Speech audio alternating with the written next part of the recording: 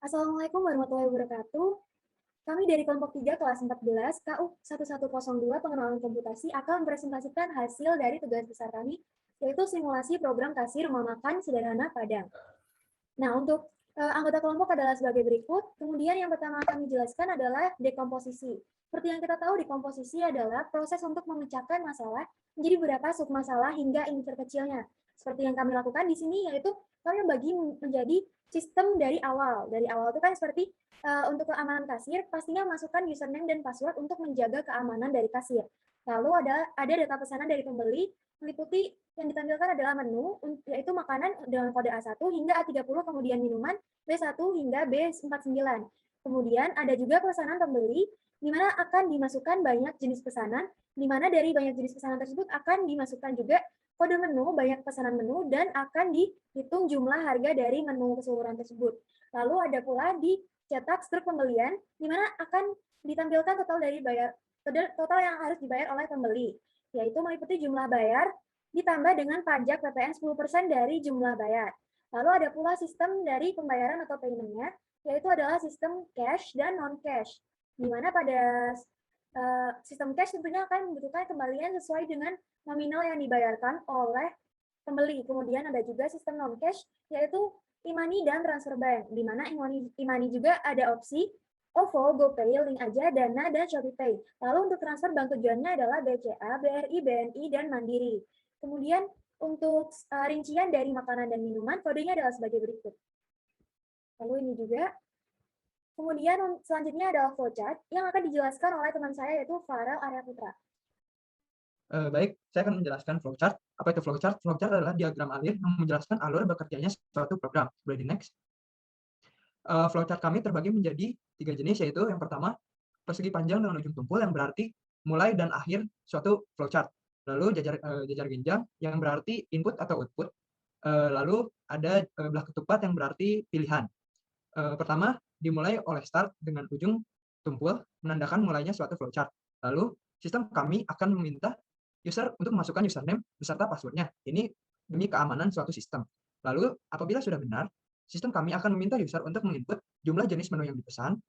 Lalu diminta untuk menginput kode menu yang akan dipesan, terbagi menjadi 2, yaitu menu A sebagai makanan dan menu B sebagai minuman. Boleh dilanjut. Lalu sistem kami akan meminta user untuk menginput banyak kode menu yang dipesan. Contohnya A29 sebanyak 2 buah, seperti itu. Lalu setelah pemesanan selesai, sistem kami akan mengeluarkan suatu output yang berupa struk belanja, lalu akan menanyakan cara pembayaran yang akan dipilih oleh pembeli.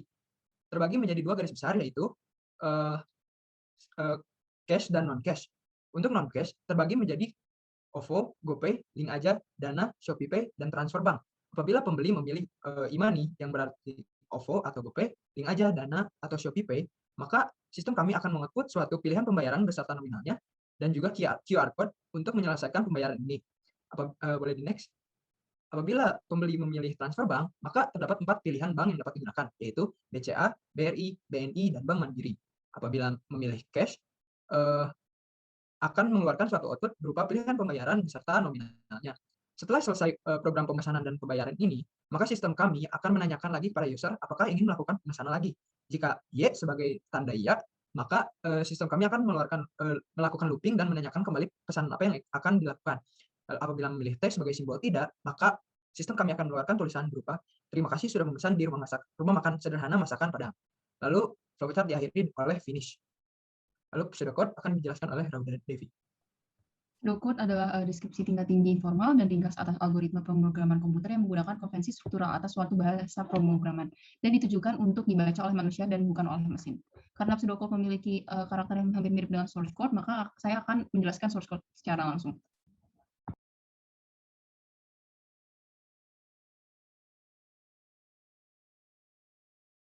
Baik, dalam program ini kami memiliki kamus berupa tipe string yaitu username, password, kode pesanan, teks, output, menu, dan pilihan. Lalu dengan tipe integer yaitu banyak pesanan, banyak menu, harga total, jumlah bayar, jumlah pajak, dan juga total pembayaran. Dan untuk tipe boolean adalah hasil, dan kami hanya memiliki satu library yaitu QR code, dan program ini memiliki 3 subprogram yaitu login, pesan, dan tanya. Subprogram pertama adalah login akun kasir, diawali dengan print login kasir dengan dev login berisi username dan password. Jika username yang dimasukkan adalah kelompok 3 dan passwordnya adalah 123456, maka program akan berlanjut. Sedangkan jika input username dan password salah, maka program tidak berlanjut dan kembali ke awal. Pada program kasir ini, terdapat maksimal kesalahan input username dan password sebanyak 3 kali, yaitu didasari dengan ISAM dan 3, maksimal banyak percobaan 3. Jika lebih dari 3 kali, maka akun akan terblokir dan program terhenti. Sebagai contoh, dilihat dari tab kanan. Misalnya kami memasukkan username kelompok 2 dan password 1234. Maka dari itu akan kembali ke pilihan pertama, lalu kami menggunakan username kelompok 3 dengan password 123456. Sehingga jika username dan password benar, maka list menu akan ditampilkan berdasarkan perintah print menu dengan dictionary menu yang digunakan saat memesan menu, sehingga seperti yang ditampilkan di tab kanan dan kiri. Dalam program kasir ini, kami menggunakan QR code sehingga kami menggunakan import library QR code, yaitu dengan rincian version, box size, dan border sebagai rincian tampilan, dan juga data sebagai link dari QR code dari teman kami, yaitu Kowi.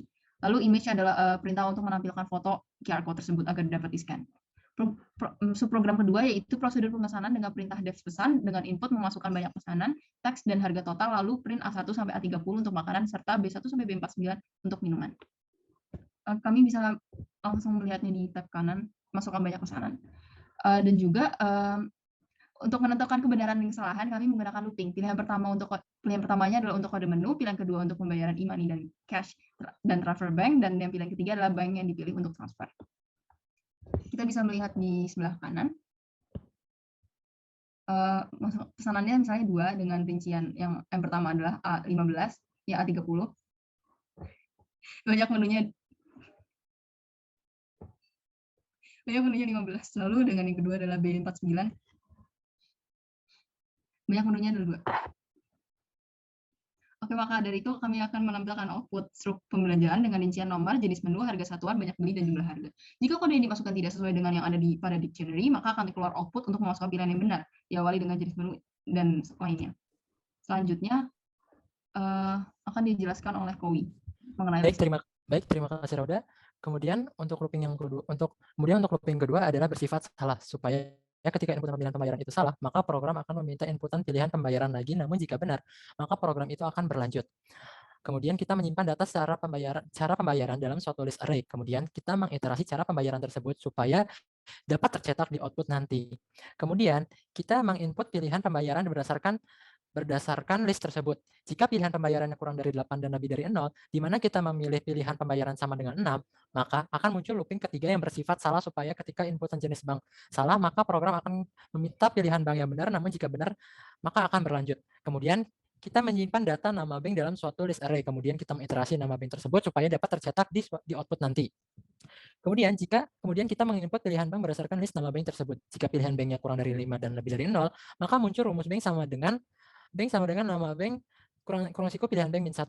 Sehingga dengan begitu kemudian kita mencetak dengan format string cara pembayaran (2) transfer bank pilihan bank yang dipilih sebesar nominal total bayar. Sehingga looping ketiga dan kedua bersifat benar. Kemudian jika kita memilih pembayarannya sama dengan 7, maka digunakan rumus pembayaran sama dengan cara pembayaran kurang siku pilihan pembayaran minus 1, sehingga digunakan format string cara pembayaran (2) pilihan pembayaran yaitu cash sebesar nominal total bayar. Sehingga looping pilihan kedua bersifat benar. Kemudian untuk pilihan pembayaran 1 atau 2 atau 3 atau 4 atau 5, yang mana kalimat tersebut merupakan e-money, maka digunakanlah rumus pembayaran sama dengan cara pembayaran kurang siku pilihan pembayaran min 1. Kemudian di print dengan cara format string cara pembayaran (2) pilihan pembayaran sesuai dengan nomor yang dipilih sebesar total bayar. Sehingga looping pilihan kedua itu bersifat benar. Nah, untuk pilihan pembayaran e-money ini akan memunculkan QR code. Kemudian yang terakhir, ada subprogram tanya yang meminta konsumen ingin memesan lagi atau tidak. Jika iya, maka program akan berulang ke subprogram pesan. Dan jika tidak, maka program selesai ditandai dicetaknya terima kasih sudah memesan di RM sederhana masakan Padang. Sebagai contoh, setelah kita melakukan pemesanan di awal, kita memilih misalkan nomor 6, transfer bank. Kemudian kita memilih BRI itu di nomor 2, maka inputnya yaitu cara pembayaran transfer bank yang dipilih adalah BRI sebesar 561.000. Apakah ingin memesan lagi? Jika ya akan mengulang, jika tidak selesai. Kita selesaikan saja, berarti kita klik T, maka inputan benar, jadi benar. Mungkin sekian dari penjelasan shortcut dari Rauda dan saya kembalikan ke Diva. Baik, terima kasih teman-teman atas penjelasannya. Sekian penjelasan dari kami tentang simulasi mesin kasir rumah makan Padang, rumah makan sederhana masakan Padang. Mohon maaf apabila ada kesalahan. Untuk kurang lebihnya kami ucapkan terima kasih. Wassalamualaikum warahmatullahi wabarakatuh.